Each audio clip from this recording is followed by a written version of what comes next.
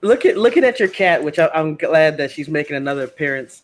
You ever watch a porno that has a cat or a dog show up, and then all of a sudden you're more distracted by the dog or the cat than the sex?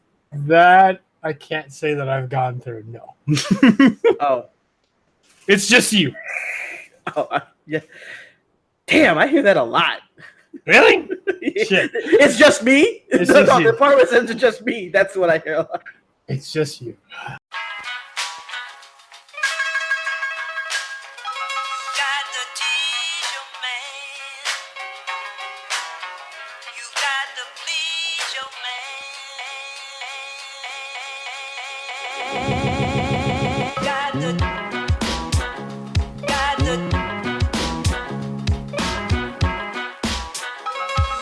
Back with a new show deep in the basement. Professionalism turned off, screw the ad placement. Skit comedy trolling, plate full of dough. People get offended, you don't get the show. And welcome to You Don't Get the Show, powered by the Obsolete Gamer Network, the show that you either get or you don't. I'm Jay LaRock, I'm here with Randy. What's up? What's up, Ronnie? Man, I just gotta say that being on a new network where we're able to have all our podcasts out there in one spot is great. So we got hooked up with Podbean. So I hope that you guys are going and listening to this on the Podbean app. You can find us every place else like Stitcher. You can find us on iTunes, TuneIn Radio, all kinds of stuff. So, go out there, give us a like, follow us, because, we appreciate that, and we're going to continue to bring you guys good content like what's coming up right now. We've got bills to pay, so come find us. Yes, that too. You see these microphones? First Randy got his microphone, then I had to get my microphone because it's like up the game. Yeah, I mean, his microphone looks so awesome. I couldn't be left out with my little, cheap Rode microphone, so I had to go get one. So it's like your fucking microphone from a goddamn theme park where you had the fucking carnies holding that shit. I swear it was a karaoke mic. That's what it was, But I got that Razer now, Razer. You could have sponsored us, but that's all right. I managed. Shit, Razer, man, you overpaid. Yeah, it's true. It's true. I love their stuff, but shit. Yeah, it's good, but back in the day, it was like, oh, we're gonna offer these nice cheap mouses, and now you look, it's like $99 for a mouse. You're like, it's like, you want our logo? That'll be $30. Yeah, just for that, a sticker. Just a sticker.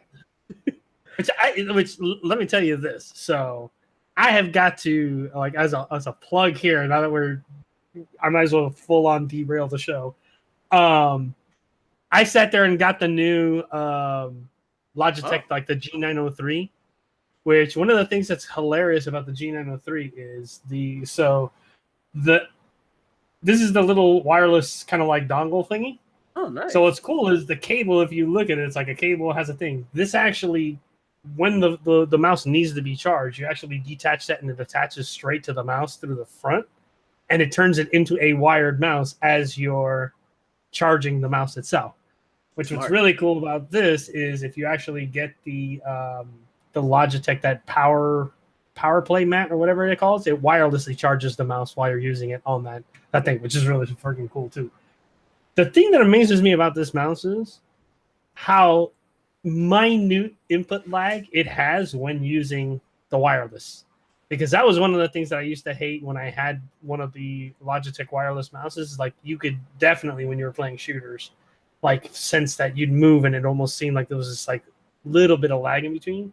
Like, this thing it almost communicates better than when it's actually cabled in, which is crazy. But anyways, that's my plug. All right. Keep on rolling. Hey, see, and here's the thing, man. This show's been on, the website's been up for a long time, so y'all want some plugs, you know what to do, man. You know what Anybody needs to Jay LaRock at ObsoleteGamer.com. Come on, send an email. That's right. Look it up. All right. So today we're going to be talking about Fortnite and how it's destroying America. That's right. I'm getting on the soapbox and I'm telling everybody that the world is going to hell in a handbasket because of Fortnite, man. Everybody thought it was a great game and everyone's playing it and it's blowing up like crazy. What's interesting, though, I will say this about Fortnite.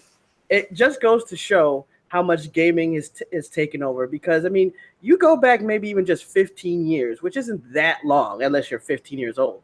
And people weren't talking about how they're playing games. I mean, you think about back at early 2000s, yeah, you had some of these networks coming out and talking games, but they still almost kind of tried to separate it.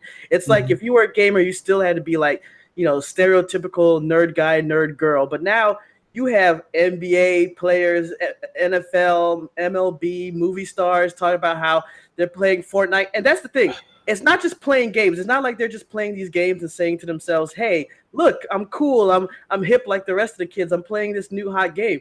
No, they're addicted to it. So it's like when everyone's making fun of the WoW players back in the day, you have MLB people who are addicted to freaking Fortnite. So, it's bad and it's gotten mainstream. And now that you're talking about, so during this year's NBA draft, the guy that got drafted by the New York Knicks, Kevin Knox, wore a Fortnite suit. Oh my God. And it is hilarious because there's literally a picture of him, because after they get drafted, they have them wear the cap of their team and then they take a picture of them. Mm-hmm. This dude has a New York Knicks cap with his suit that he opened up. So it's the inner lining of the suit has Fortnite in it. And you can literally see this thing. It is the funniest. I'm going to link you a damn thing right now because it is the funniest fucking thing I've ever seen, because these fucking people, it's everywhere. It's everywhere. There it is right there. You're going to see this picture and you're going to go holy Christ, this dude is wearing a Fortnite fucking suit. All right, so for the podcast people, it's funny because it's like this guy, he has on kind of like a regular suit with a bow tie and everything. And then he has a suit jacket, which I'm sure on the outside looks normal. But when he opens the inside, you know how sometimes people talk about the lining on the inside of a jacket? It's like a Fortnite poster. Basically. It's a Fortnite poster. And it's funny as hell because you look at it it's a 3-piece suit. He's wearing the outer suit. He's wearing the little vest and the bow tie and shit. But, just the look of how happy he is, I just made bank, and he's opening up his jacket, and here's a freaking ad for Fortnite. And they're thank you, God. Yeah, Epic just made a ton of freaking extra people because literally that's free advertising for them. It's kind of funny since we're talking about how Fortnite's destroying America. I was wondering, do you think that this could end up hurting some streamers and gamers? Because it's already hard enough to try and make your mark. So yes, if you're a good Fortnite player, people are going to still watch your stream and so forth. But like you said, this guy, I mean, even in that you linked, they had people sending tweets saying, hey, that's a no-brainer endorsement deal. Yeah. So if you think about it, these people like Epic and stuff, they'll be like, wait a minute, we don't have to go to YouTube guy or girl anymore. We could just go straight to NBA guy. Yeah. And it's like, man, once again, the little girl is going to get pushed out again because now it's so mainstream. First, we wanted it to be mainstream so we could be accepted. Now they're going to be taking away our revenue. That's going too mainstream. We got to cut that shit back. No, it's take it back, bro. it's getting to the point where what's funny is I've every now and again and it's been a while since I've done it, linked out to on the Obsolete Gamer Facebook page that I'd stream on my Twitch and all that, and it's getting to the point where now what I'm probably going to start doing is when I went to PAX East and actually they had a panel with a bunch of streamers. What's funny is a lot of these big streamers that were on Twitch are starting to go over to Mixer, which is the one that Microsoft is putting out. So I forgot what the hell it was before, but Microsoft bought it, integrated it into the Xbox One, and then they rebranded it Mixer. And there's a whole bunch of people coming over, and it's starting to blow up. And it was interesting to see this panel and talk about how now it's always good to jump in on a service like that when it's in its infancy, because you have a better chance of building up quicker, because you're not going to have as many people. If you look at Twitch, how many people are on Twitch streaming? Especially if you look at Fortnite, there's tens of thousands of people streaming. Right. Where you may go to Mixer and it'll be 4,000, 5,000. You got a better chance of getting some people to come onto your stream and start building your channel. And we're programmed to click on usually the top links or something. So what'll happen is that if you go there, let's say for instance they even had top 100, which they don't. You're most likely not going to look past maybe the top 10, top 20, unless someone tweets you or tells you specifically, go check out this guy or girl. So the people who are like below that, they're never going to get seen. Yeah, they're never going to get seen. I mean, you sit there and you think about it. It's like if I sit there and I tell you on Twitch and PlayerUnknown's Battlegrounds, anybody out there that remotely goes to Twitch would know exactly who would be the go-to person to watch. It's Dr. Disrespect. Like, he's the poster child of Twitch. If you sit there and you look at it, like, it's insane when you look at how huge his channel is. I always wondered if maybe the thing in the future is going to be like this divide again, especially if it's free. Like, it doesn't work if you split something like what we're seeing kind of with the streaming service, Netflix, Hulu. Eventually, if you have too many, I still say the same thing's going to happen that happened with MMOs, where people are going to be like, listen, I understand maybe it's only $5, $7, $10 a month, but if I have 10 services, true. What's the difference between this and the cable bill that I used to have? You know, it's like, especially if you know that this one network, like let's say Paramount decides to have one, Warner Brothers has another one, you know, Universal has. So the next thing you know, you're going to all these, and that's the only place that you can maybe find this one great show that you want. So you're going to be, it's like Game of Thrones with HBO. I know some people, the only reason they have the HBO app is just for Game of Thrones. They don't watch anything else. And I'm like, wow, you know, and is that going to happen with gaming where maybe you have, instead of YouTube where you're fighting against, you know, cat videos and even like SNL putting stuff on there. I will say this: it is Game of Thrones and Westworld now, my friend. Yeah, Westworld. Even though their ratings dropped in their season 2 finale, but here's the big thing about season 2. So I'm like 2 episodes in, and seriously, after watching the season premiere, I was more lost than I was when the first season ended. Where like that ending of season 1 just left me like, what the fuck just happened? And then I started to watch the season premiere of season 2, and I'm like, the fuck is going on here? You know? But it seems to be kind of getting a little bit better. Like they said, like this season was a bit of a like they answered a bunch of questions, but they put a lot more questions into it. But at the same time, they do this weird way of answering the questions, which is just like, wait, what now? Like, look, man, I want to watch the show. I don't want to think too damn much. I do find it weird that a lot of times when you see people talk about shows, like what they don't like and what they do, I really always used to think that people, especially if they like a show, they want more, even if it's not that great. Like you'll hear people say, oh, I watched some of this anime and they have like 300 and something episodes. And even though maybe 150 is filler, I still rather have it than not have it. But I just noticed like Power that Rangers. Well, yeah, Power Rangers. Every show has filler episodes in it. Right, but the thing that's funny is that a lot of people are getting used to this like 13 episode format that you see, and I thought that maybe people want more, you know, but people are saying, hey, you need to take this show and make it 13. You got to take this show, instead of doing 22, 24 episodes, you know, make it shorter. I'm like, that's interesting that you got to the point where people are actually saying, hey, you know what? I don't need to just have you throw all this quantity at me. Give me just a few really good quality shows. I'll even one up you on that one. That's an even more of a dick move than lowering them down to 13 episodes. How about, hey, we're lowering it to 13 episodes. We're going to give you 6 and then give you a mid-season break of like 4 months, and then we're going to give you the last fucking 7. That is a kick in the balls right there, bro. We're looking at you, Walking Dead. Yeah, like seriously, like they do that whole like good episode filler, good episode filler, and then they throw this fucking mid-season break when you're like, what the fuck? And you're like sitting there for 4 months going, what the hell? And then like I find from time to time where I'll be watching it, and then they hit that mid-season stride break, and then they come back and I'm like, wait, what the fuck was happening again? Oh wait, that's right, they were doing this. Like that's the only thing that I don't like about that. Now I can't really talk bad also about that, because if you sit there and look at it, like it's been how long that Game of Thrones has been off the air? It's like going to be 2 years in between the freaking 2 seasons. So it's like, great. Now I'm going to have to go back and watch the season before to remember what the hell's going on.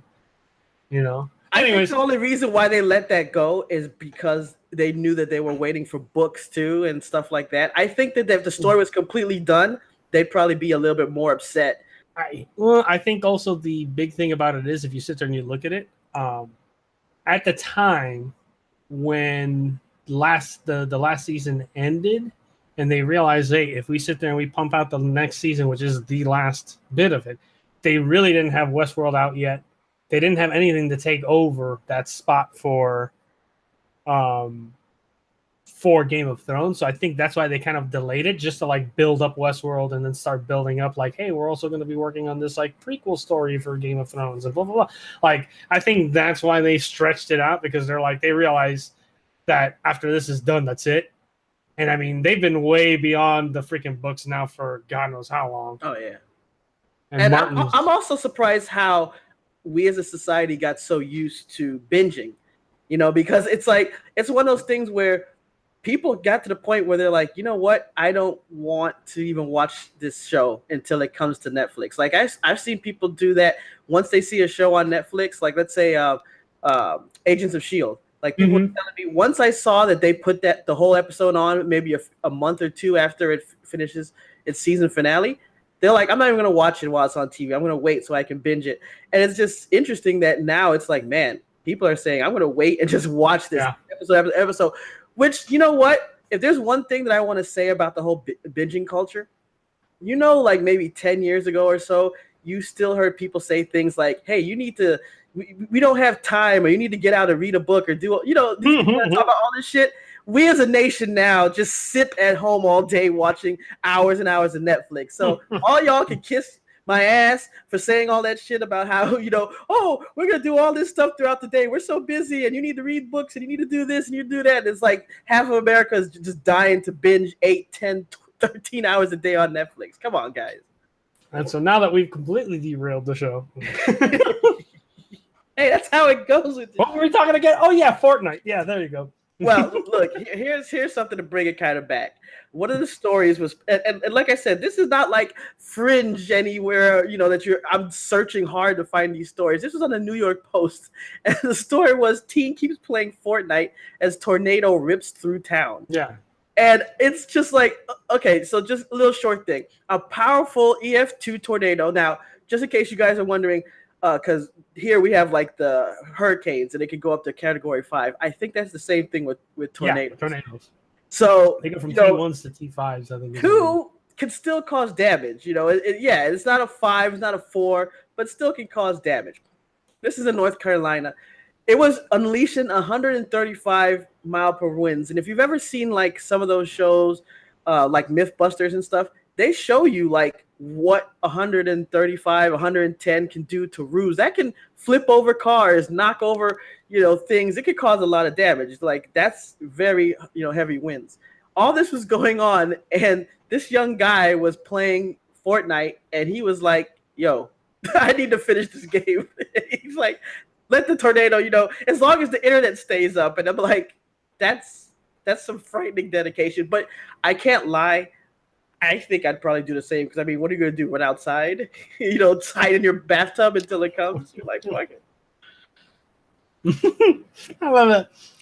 I was looking here at the damn interview, and she's like, so tell us what you were doing. He's like, so I was sitting at home, and I was playing Fortnite. It's just like, God damn it. I just like how later on they asked him what was going through his mind. He goes, honestly, I was thinking about the game, but I was hoping everybody was okay around me. So he's playing games. He's like, damn, motherfuckers, y'all all right? You good? Mom, you okay? All right. You good? You alive? All right, I'm about to blast these fools in Fortnite. I mean, man. The thing, so this is the thing about Fortnite that makes me laugh is you sit there and you don't, like you say, you don't have to go far to find stories about Fortnite and all that stuff. Like I remember, what was it, a couple of weeks ago, maybe like 2-3 months ago, the whole thing where like the number one guy that streams Fortnite, Ninja, fucking blew up Twitch to the point where he stalled Twitch because apparently he started playing with Drake online on his stream. Oh wow. And people were like, no, that's not really him. And then like Drake started like he's no, yeah, I'm here, blah blah blah. And like he went from, I want to say it was like he probably had like his usual maybe like 12 to 13,000 people watching. The thing went up to like almost 50,000 viewers at one time. Wow. And it crashed fucking Twitch or something like that. I don't even remember how much. Let me see if I look it up.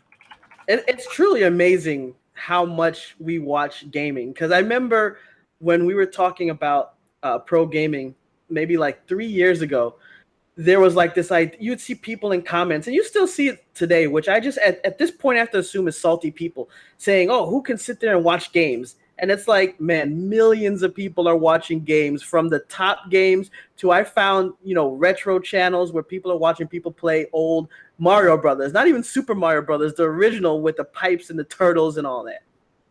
So here it was. So yeah, Ninja usually gets, on average, probably like 30 to 60,000 people watching him play. Okay.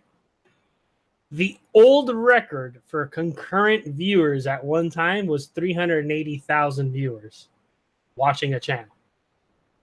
When he started to play with Drake, he busted his viewer count jumped to just over 600,000 people all at the same time watching him. Like, it was insane. And when people sit there and like, when they weren't sure, like, oh, it's probably not him and blah, blah, blah, like literally Drake tweeted out from his Twitter, like, hey, I'm playing Fortnite with Ninja, and put a link to Ninja's freaking Twitch channel. It's crazy insane.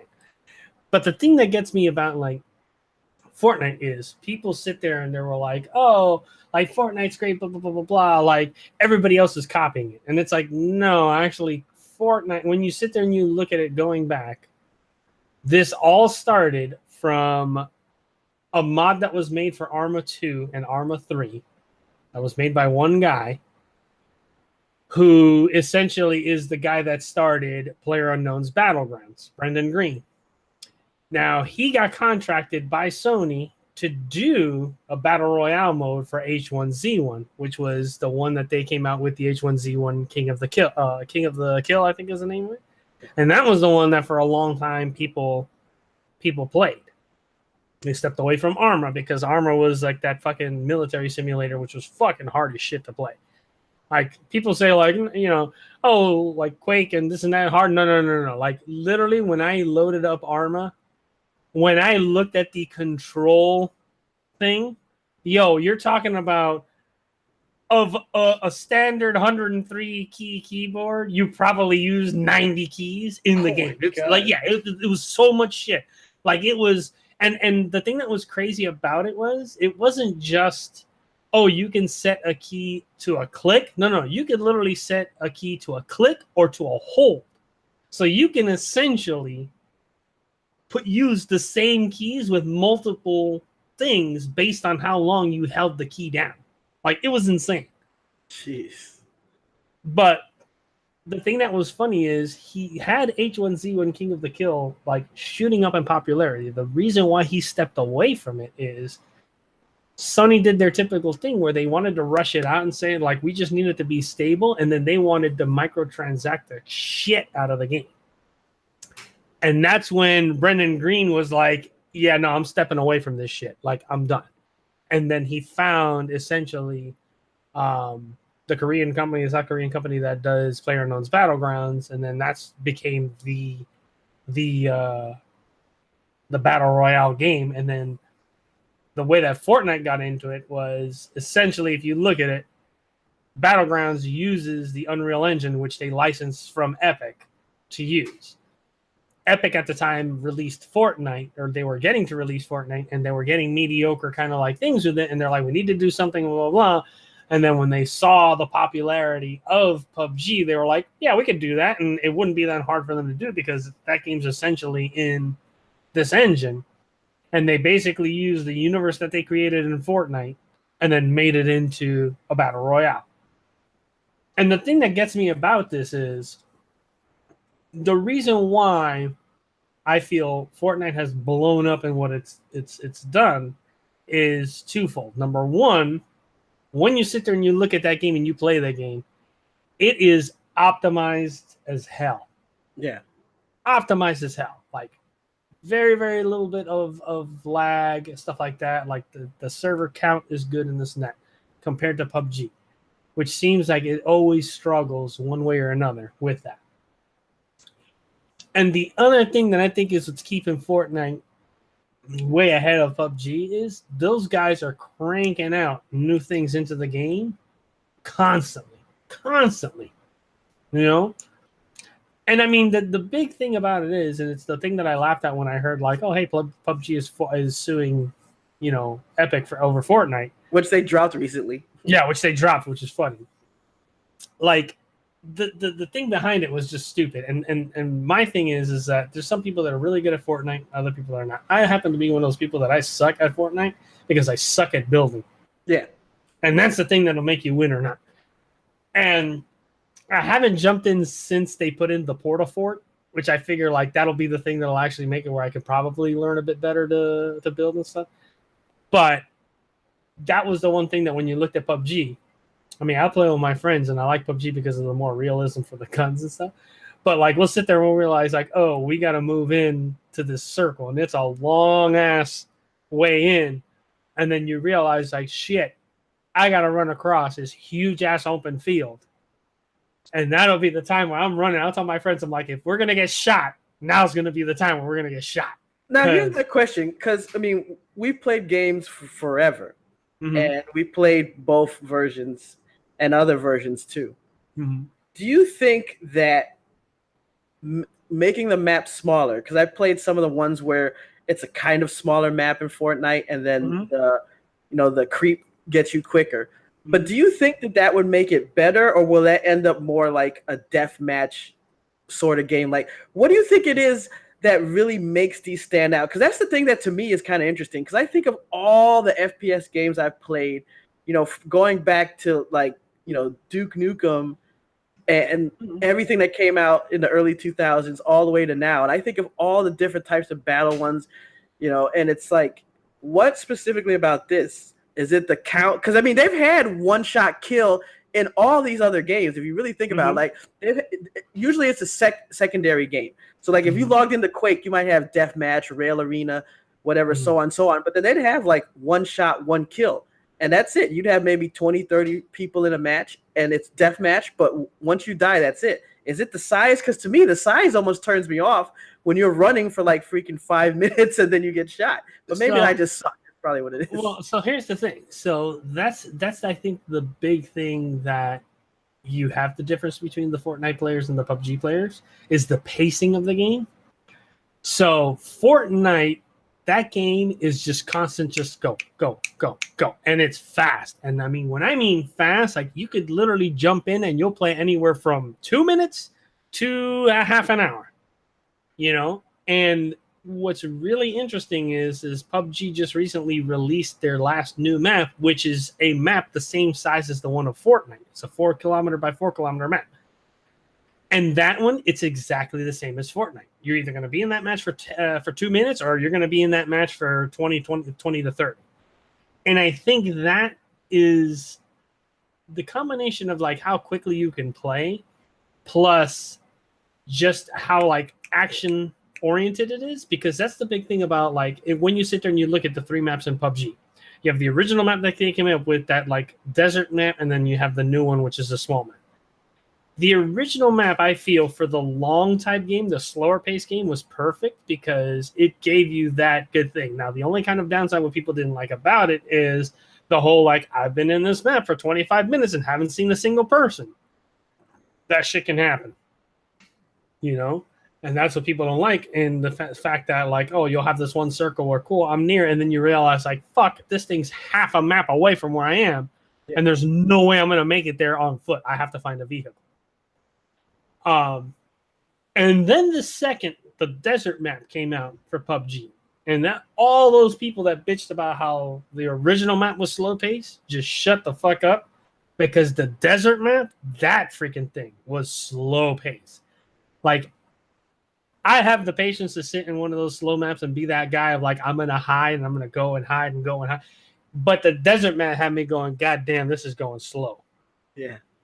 Because you literally had moments where you'd be going and going and going and you wouldn't see anybody. Like, at least in the original map, I'd go. Oh, like, look, there's somebody way out the hell out there. Okay, let me move around here if I want to sneak around, or fuck it, I'm going to engage him if I have a gun that's good enough to engage him long range. The desert map, like, you'd be going and looking and going and then looking, and I'm like, I don't fucking see nobody. I'm like, are there people on this map? Poop, then I'm dead. I'm like, oh, yeah, there's somebody there, it was really weird. And the thing that's funny is that these guys like learned like this is what makes people like it.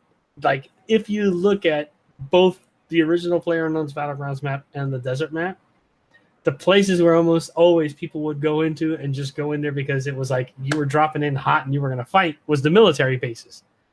The third fucking map that they released has 3 military bases in it. Camp Alpha, Camp Bravo, Camp Charlie. That's literally 3 on all different ends of the map. And it's hilarious because there's spots where you can also drop in like a resort or like a training facility that you drop in and you could drop not in there or near there and you'll just hear the of the guns going off like almost instantly. And I think the thing that they hit a success on that map as well is they increased the spawn rate of the weapons, because that's the other thing that sucks about the first 2 maps is you land in and it's like, all right, I'm gonna loot for 10 minutes because I need to spend this time to be able to get equipment that I can kind of defend myself and then hope I run into somebody that I can get the drop on them and then get better loot.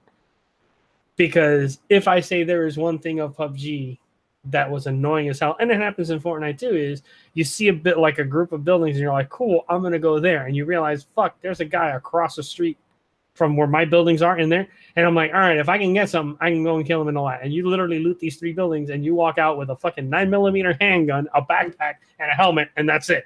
Yeah. And you walk out and this motherfucker's got an M16 and a fucking sniper rifle and fucking level 3 armor. And you're like, really? That was what I fucking got?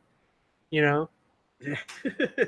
But it's really weird because, like you say, you look at all these different battle royale games and they're essentially the same shit.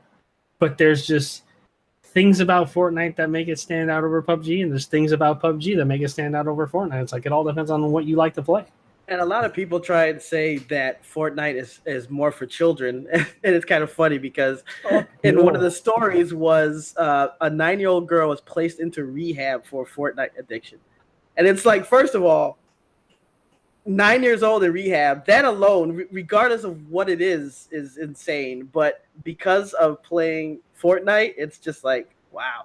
And they talked about how she grew, growingly aggressive and argumentative. And it's like, they're like, hey, we got to get this girl into some rehab or else we're going to lose her. I'm like, damn, man. I'm like, I just wonder, is this a parent overreacting or is this a real thing? Because I'm like, man, I think of when I was playing like Final Fantasy on the Super Nintendo and I'd be sitting there for hours playing the game. I don't think I ever got angry. Like maybe if someone came and bothered me right at a big moment, but I'm like, I don't know what's happening here. But so here's the big thing is where I noticed that looking through the article here where it could be a problem is forget the fact of she became argumentative and aggressive.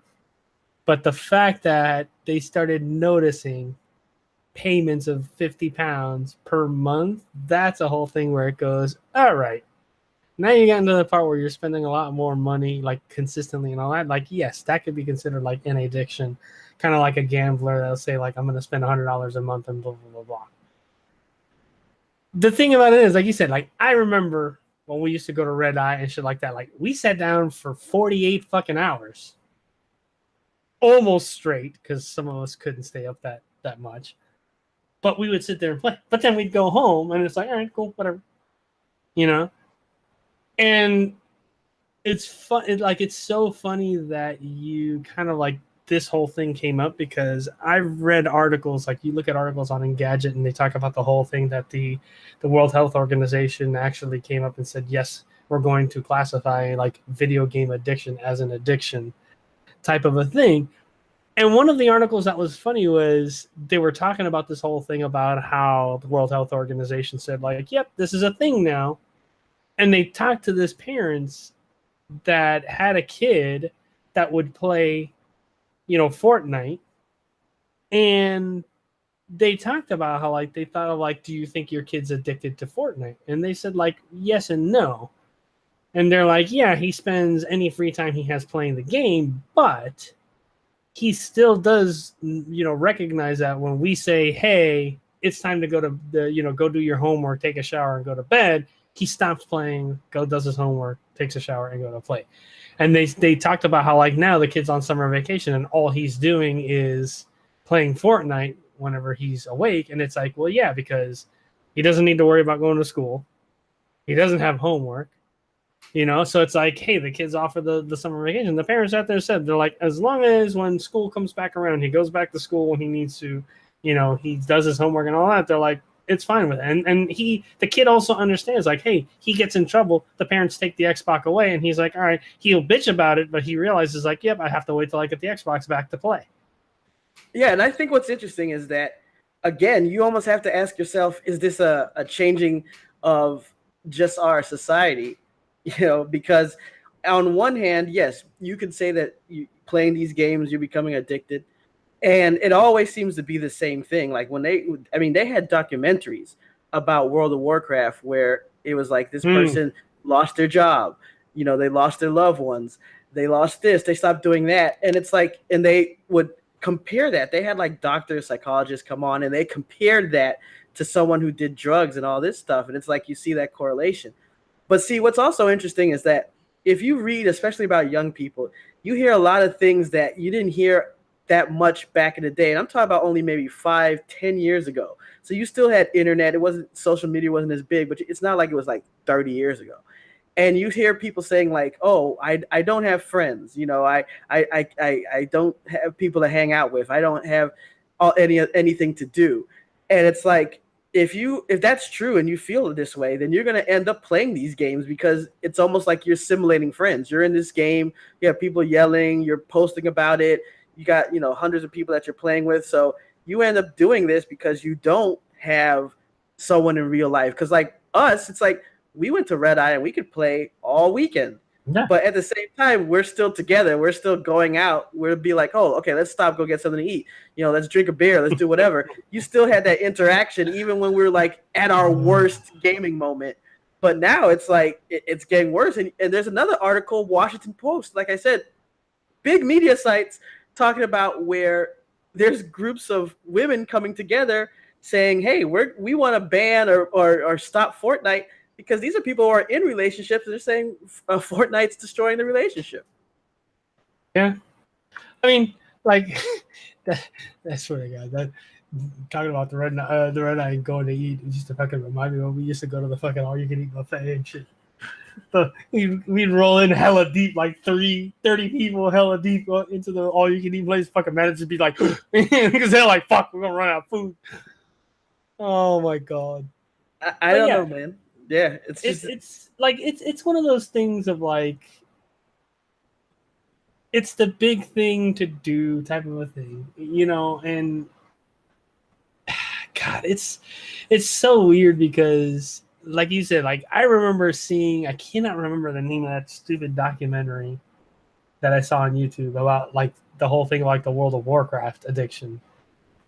And it was crazy because I remember the guy doing the documentary talked about how like I want to see what this whole thing of World of Warcraft is, and like bought a new account and started a new character and started playing it, but then started doing interviews with that shit. And like you see those people that were addicted. And the funny thing is like when you look at it, like I've seen a lot of things where they'll talk like that to psychologists and all that, and they say, the thing about it is that a person that's like that, whether it's a video game or drugs or alcohol or gambling, they're going to become addicted to something. They have that kind of like wired in their system. The thing about it is an addict will get addicted to something that they like, whether it's video games, gambling, alcohol, whatever. So that was like one of the big things where it's like finally like somebody sits there and understands like it's not this specifically. Because that was around that whole time where they would try to blame the video games and the music for like, the Columbine and all that shit, saying, oh, it's the violent videos. It's not that. This person was going to do that regardless.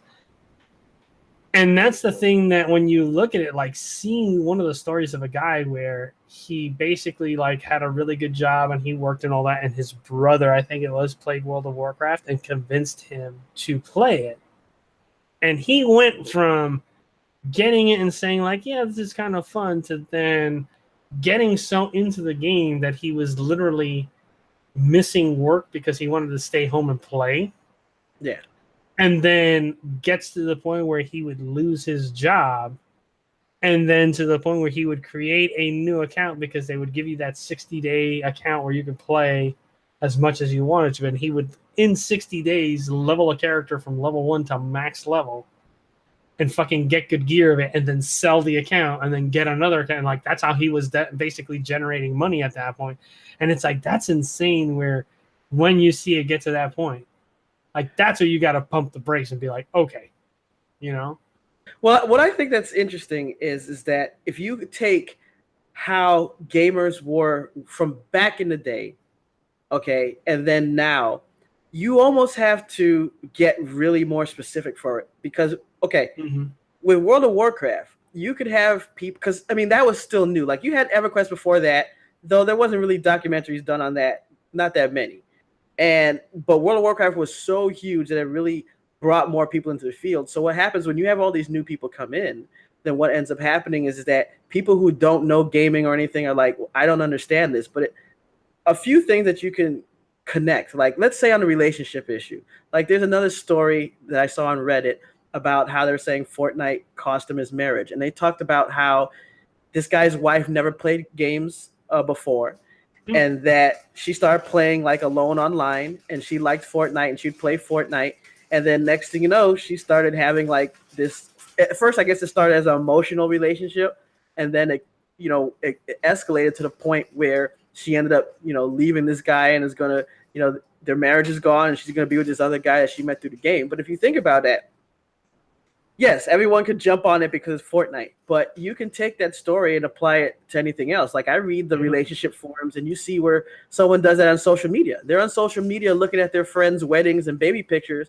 And next thing you know, they talk to someone online and maybe because their relationship isn't going that well, whether it's the other person's fault or the person just feels like cheating, they all of a sudden be like, hey, you know what? This is good. And it starts just like that. You start talking, and the next thing you know, let's meet up and do all this stuff. So that can happen in anything. As far as the evolution of gaming, I mean, even in like Stranger Things, you see where they showed back in the day people playing Dungeons and Dragons and stuff like that, pen and paper for hours, and the same thing with gaming. But even though it was just made fun of then, most of these people got up, went to school, went to work, did everything else. But now it's getting to the point where, like you said, when you're losing jobs, when you're not taking showers, that's when it's bad. Like, that's why, to me, it's interesting when you look at Red Eye. I mean, Red Eye got to the point where we had like 100 members at one point. And a lot of them we knew, very well. All these people, they had jobs. All these people were in school. All these people did things. Sure, they may stay there for 2 days playing video games, and of course, they probably didn't do a shower during that time.